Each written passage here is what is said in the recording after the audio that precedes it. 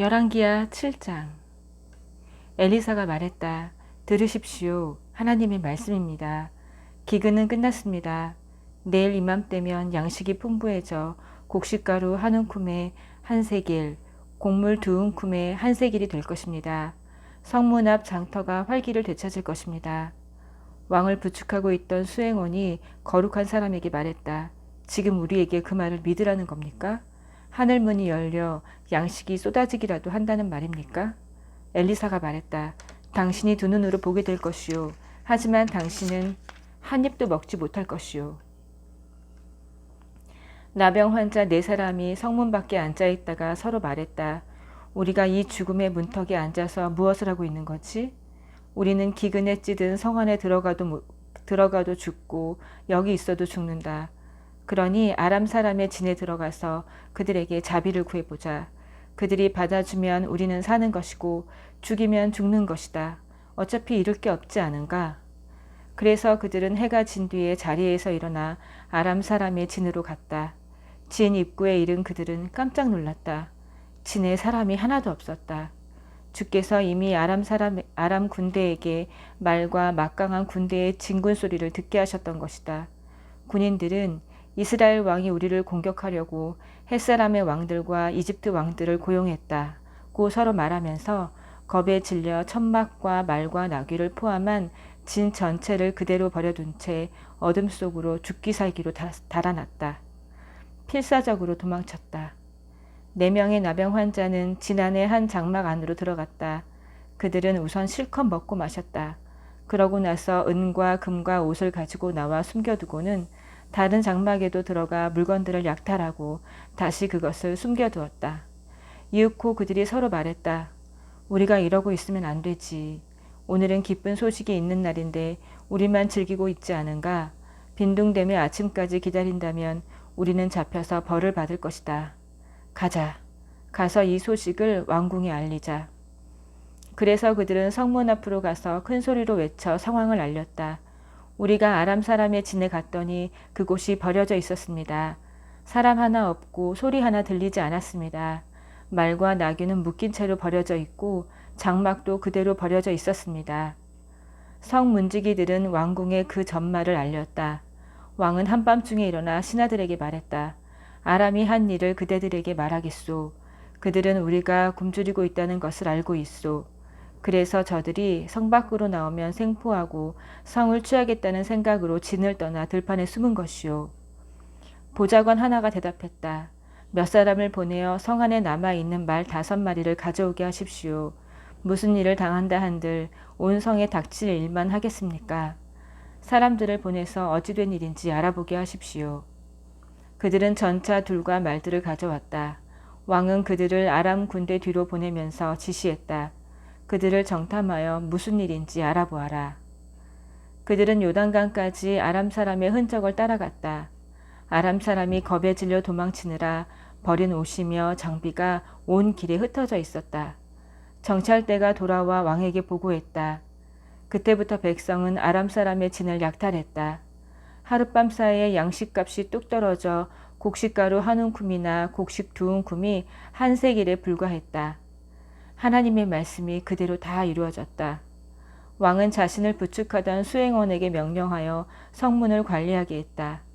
그런데 폭도로 변한 백성이 성문으로 쏟아져 나오다 그를 밟아 죽였다. 왕이 거룩한 사람을 찾아왔을 때 그가 했던 말 그대로였다. 그때 거룩한 사람이 왕에게 이렇게 말했었다. 내일 이맘때면 사마리아 성문에서 곡식가루 한 움큼에 한 세겔, 곡식 2움큼에 한 세겔이 될 것입니다. 그러자 그 수행원이 빈정대며 지금 우리에게 그 말을 믿으라는 겁니까? 하늘문이 열려 양식이 쏟아지기라도 한다는 말입니까? 라고 대답했고 다시 거룩한 사람이 당신이 두 눈으로 보게 될 것이요. 하지만 당신은 한 입도 먹지 못할 것이요. 하고 말했다. 그 말이 그대로 이루어져 결국 그는 백성에게 짓밟혀 죽고 말았다. 8장. 전에 엘리사가 죽은 아이를 살린 일이 있었는데 그 아이의 어머니에게 이렇게 말했었다. 그대는 가족을 데리고 이곳을 떠나 다른 곳으로 가서 사시오.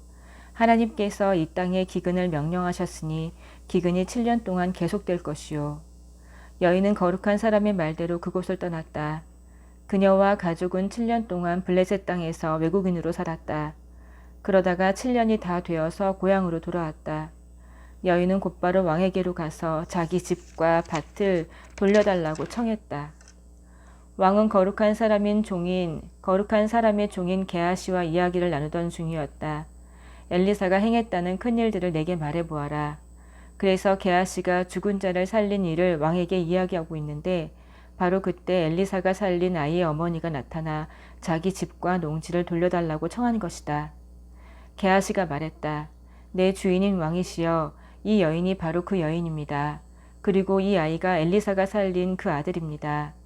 왕이 그 일을 자세히 알고 싶어 했기 때문에 여인은 그 이야기를 왕에게 들려주었다. 왕은 한 관리에게 명령하여 그 여인을 돌보게 하고 이렇게 말했다. 이 여인의 재산을 모두 돌려주고 여인이 떠난 때부터 지금까지 그 농지에서 거둔 모든 수익도 함께 돌려주어라. 엘리사는 다마스쿠스로 갔다. 그때 아람 왕 베나닷이 병들어 있었는데 거룩한 사람이 성읍에 와 있습니다 하는 말이 그에게 전해졌다. 왕이 하사엘에게 명령했다. 선물을 가지고 가서 거룩한 사람을 만나시오. 그를 통해 제가 이 병에서 낫겠습니까? 하고 하나님께 여쭈어 보게 하시오. 하사엘이 가서 엘리사를 만났다. 그는 자기가 알고 있는 다마스쿠스의 모든 고급 물품을 가져갔는데 낙타 40마리에 실을 만큼의 양이었다. 그가 도착해서 엘리사 앞에 서서 말했다. 당신의 아들 아람 왕 베나닷이 나를 여기로 보내어 제가 이 병에서 낫겠습니까? 하고 당신에게 물어보라고 했습니다. 엘리사가 대답했다. 가서 왕께서는 살게 될 테니 걱정하지 마십시오 하고 전하시오. 하지만 하나님께서 내게 보여주셨는데 사실 그는 죽을 운명이요.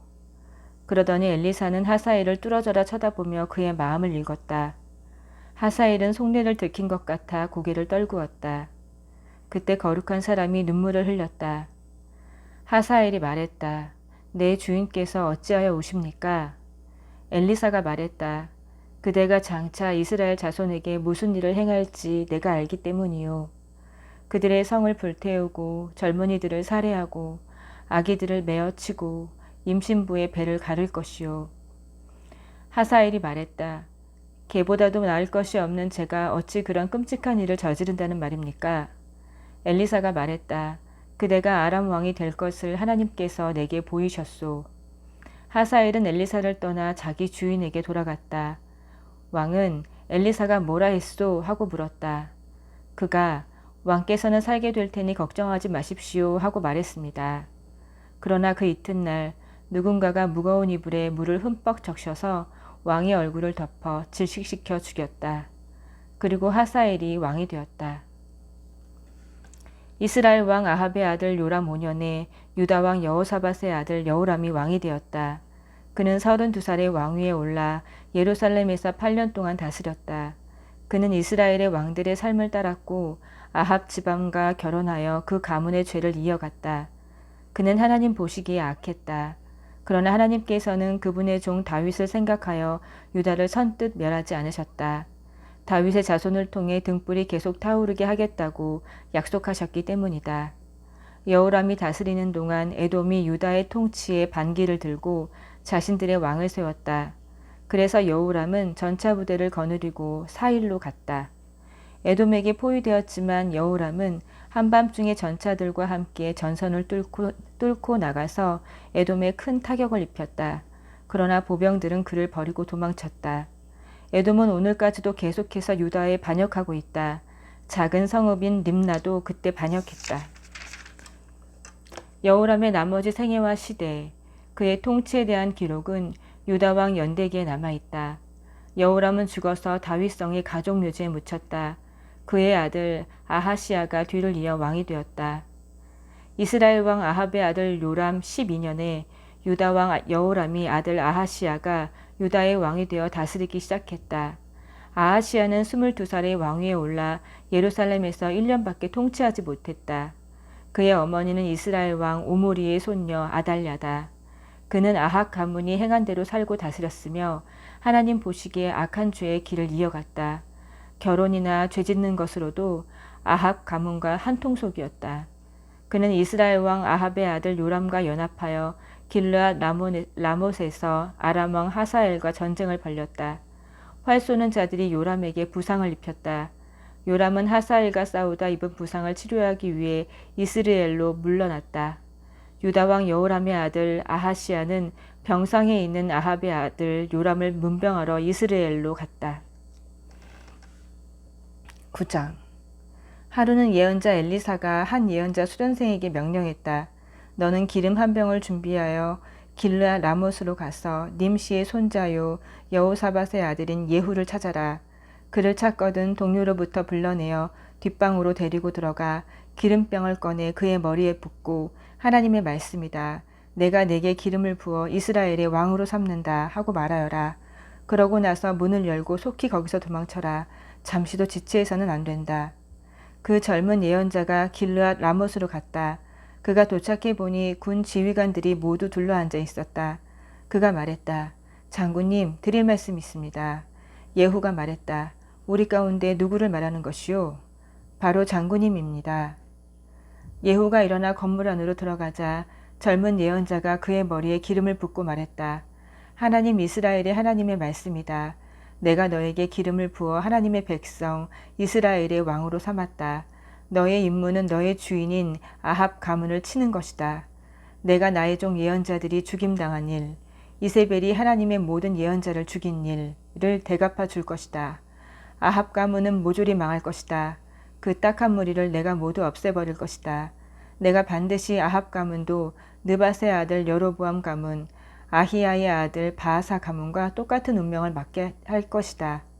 이세벨은 죽어서 이스라엘 넓은 들판에 있는 개들에게 먹힐 것이요 땅에 묻히지도 못할 것이다. 그러고 나서 그는 문을 열고 급히 도망쳤다. 예후가 자기 주인의 지휘관들에게로 다시 나가자 그들이 물었다. 별일 없소?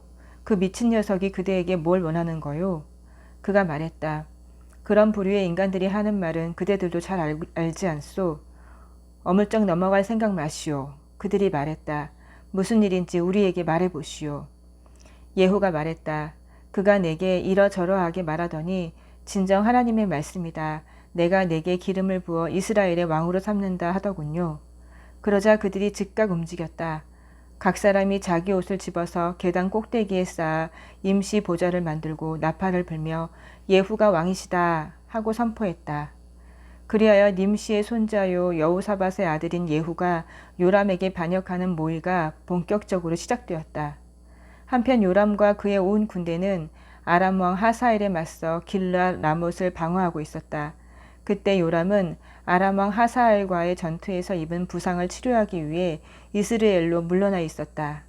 예후가 말했다. 그대들이 정말 나를 왕으로 삼기 원한다면 누구도 이 성에서 몰래 빠져나가 이스라엘에 이 소식을 알리지 못하게 하시오. 그런 다음 예후는 전차를 타고 요람이 침상에 누워 요양 중인 이스라엘로 갔다. 마침 유다의 아하시야 왕이 요람을 문병하러 내려와 있었다.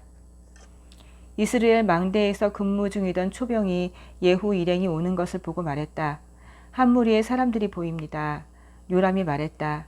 말탄 병사를 보내 그곳을 막고 그들을 맞고 무슨 일이 있는지 묻게 하여라. 말탄 병사가 나가서 예후를 맞이하며 말했다. 무슨 일이 있는지 왕께서 알고자 하십니다. 예후가 말했다. 무슨 일이 있든 말든 그게 너와 무슨 상관이냐. 내 뒤로 물러나거라. 초병이 말했다. 그들에게 간 병사가 돌아오지 않습니다. 그러자 왕은 두 번째로 말탄 병사를 보냈다. 병사가 예후에게 이르러 말했다. 무슨 잘못된 일이라도 있는지 왕께서 알고자 하십니다. 예후가 말했다. 잘못된 일이든 아니든 그게 너와 무슨 상관이냐. 내 뒤로 물러나거라. 초병이 말했다. 그들에게 간 병사가 또 돌아오지 않습니다. 그런데 미친 듯이 전차를 모는 모습이 꼭 님시의 아들 예후 같습니다. 요람이 명령했다. 내 전차를 준비시켜라. 그들은 그의 전차에 말을 맸다. 이스라엘 왕 요람과 유다 왕 아하시야가 각자 자기 전차를 타고 예후를 만나러 나갔다. 그들은 이스라엘의 사람 나봇의 땅에서 마주쳤다. 요람이 예후를 보고 큰 소리로 말했다. 좋은 날이요 예후. 예후가 대답했다. 좋기는 뭐가 좋다는 말이요? 당신 어머니 이세벨의 음란한 창녀짓과 주술이 나라를 더럽히고 있는데 어찌 좋은 일이 있을 수 있겠소? 요람이 전차를 돌려 도망치면서 아하시아에게 외쳤다. 아하시아 함정이요. 예후가 활을 당겨 화살을 쏘자 화살이 요람의 양 어깨뼈 사이에 맞아 심장을 관통했다. 요람은 전차 안에 쓰러졌다. 예후가 부관 빗길에게 명령했다. 어서 그를 이스라엘 사람 나봇의 밭에 던져라. 너와 내가 그의 아버지 아합 뒤에서 전차를 몰던 때를 기억하느냐. 그때 하나님께서 그에게 이렇게 될 운명을 선고하셨다. 내가 어제 살해당한 나봇과 그 아들들의 피를 분명히 보았으니 내가 정확히 이 땅 위에서 그 값을 치를 것이다. 하나님의 말씀이다. 그러니 그를 들어다 이 밭에 던져버려라. 하나님의 말씀이 다 그대로 이루어졌다. 유다 왕 아하시아는 사태를 파악하고 베나간 쪽 길로 도망쳤다. 예후는 그를 추격하며 외쳤다. 저자도 잡아라. 이블루암 근처 구르로 올라가는 언덕에서 예후의 군대가 전차 안에 있는 아하시아를 찔러 부상을 입혔다. 그는 무기토까지 갔으나 거기서 죽었다. 그의 측근들이 예루살렘까지 전차를 몰고 가서 다윗성의 가족묘지에 그를 묻었다. 아합의 아들 요람 왕 11년에 아하시아가 유다의 왕이 되었다. 예후가 이스라엘에 도착했다는 말을 들은 이세벨은 눈화장을 하고 머리를 만져 단장한 뒤에 유혹하는 모습으로 창가에 서 있었다. 예후가 성문에 들어서자 그녀는 아래를 내다보며 외쳤다. 무참하게 왕을 죽인 시무리 같은 놈아. 그래, 어떠냐. 예후가 창을 올려다보며 외쳤다. 그 위에 내 편이 될 사람이 있느냐? 왕궁 내시 두세 명이 내다보았다. 예후가 그 여자를 아래로 던져라 하고 명령하니 그들이 이세벨을 들어 창밖으로 던졌다.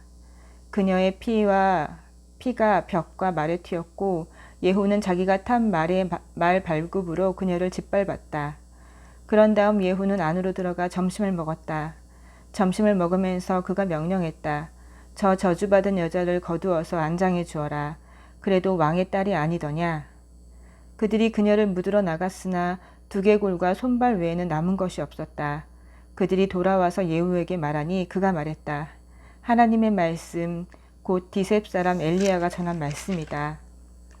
이스라엘 밖에서 개들이 이세벨을 먹을 것이다. 이세벨의 몸은 이스라엘 땅에서 개의 배설물처럼 될 것이다. 옛 친구와 연인들이 이것이 정말 이세벨이 맞는가? 하고 말할 것이다. 아멘.